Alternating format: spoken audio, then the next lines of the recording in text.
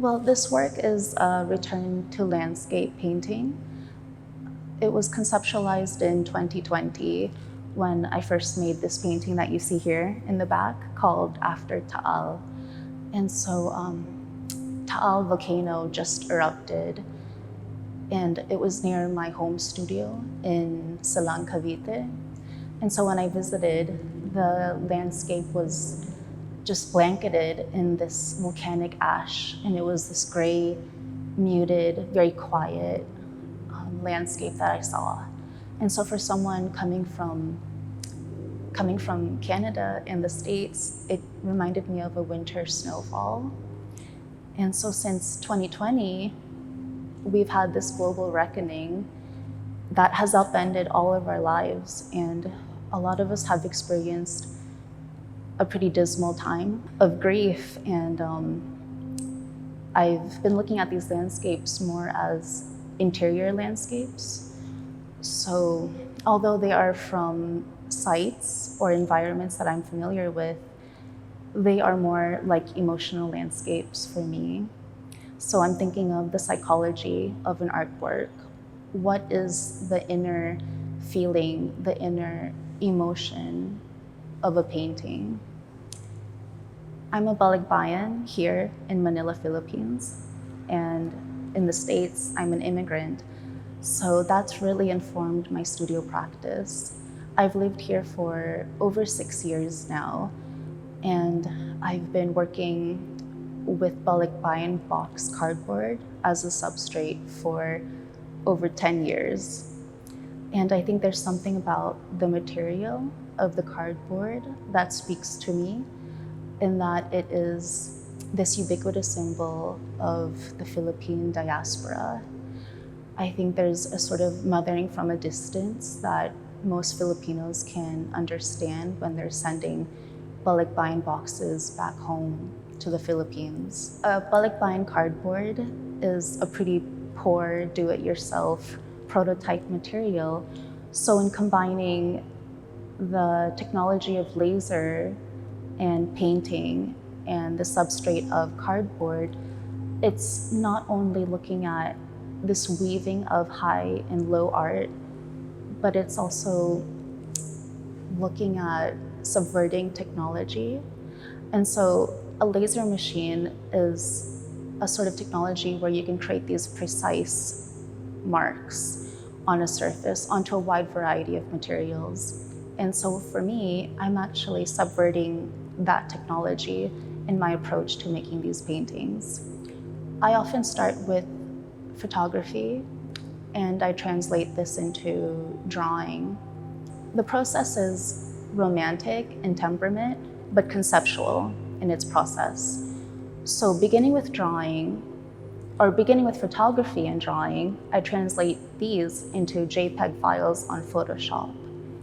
And so using the magic wand tool on Photoshop, I might essentialize or subtract certain things, and I will pixelate an image to enlarge it, to make it more like a painting, the feel of the depth and grandiose quality of a painting. From the computer program, translating that onto the laser machine, I then use the machine, this technology, to degrade the mark making on the cardboard. And so it is a subversion, and it's essentializing the image. Well, I come from this generation that grew up on learning new technologies on the computer. Learning both analog and digital technologies has always just been part of my process. When the smartphone was introduced, it was this way of perceiving the world, to give it a filter, to crop it, to get rid of it or store it in the cloud. This technology has been a way of making life easier and also complicating things much more. So when you approach the painting up close, you'll see that there's a Ben-Day dot pattern to it. A Ben-Day dot pattern is actually something that makes an image reproducible on the printed page. And so using that pattern for me is a way to blow up an image. So there's a tactility to the work, the piece feels like an object, yet there's a lightness to it. I paint on the surface also, which is the first time I've really been using colors on these cardboard paintings. So airbrushing layer upon layer of colors in this horizontal or vertical manner, it's really extracting or emphasizing hue and tonality and depth of the substrate. Every time we return to Manila from a visit in the States, I like to baby my jet lag. So I like waking up 4 in the morning and taking walks outside to see the sun come up and noticing the colors and the hues and the textures as the colors are changing.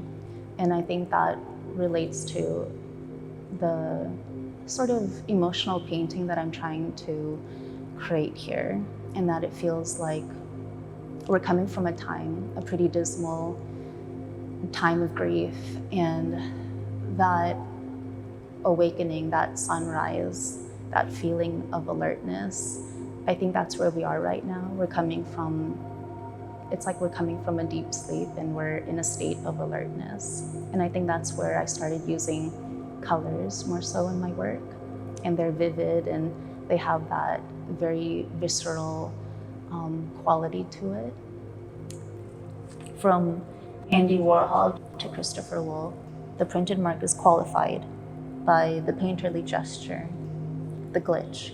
So likewise, I embrace and I allow for imperfections to creep into an otherwise precise technology of reproduction.